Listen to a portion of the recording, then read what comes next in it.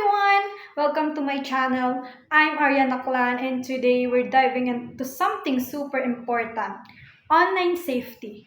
Because let's be honest, we're online all the time, but are we safe all the time? Let's find out. Why online safety matters. Every day we post, share, message, and scroll, but what happens when we overshare or click on something shady?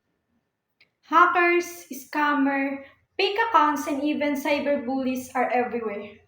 That's why knowing how to protect yourself is a must, whether you're a student, gamer, content creator, or just someone who loves social media.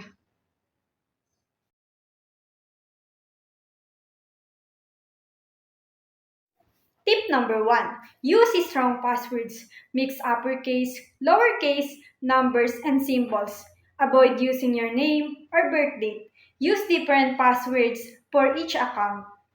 Tip number two, don't overshare. Think twice before posting your location, school, or personal details. What you share online is still online, even if you delete it. Tip number three, be careful with links and emails. Don't click on suspicious link. If an email looks weird, it is probably is, even it says urgent.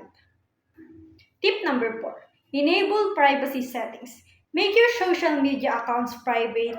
Only accept friend requests from people you know. Tip number five, report and block. If someone harassing you or acting weird, report and block them. Don't afraid to talk a trusted adult or friend. Following these 5 simple tips can protect your identity, keep your personal info safe, and help you avoid online threats like scam and cyberbullying. The internet can be fun and helpful, but only if you stay smart and alert. Always think before you click, share, or respond. Your safety is in your hands.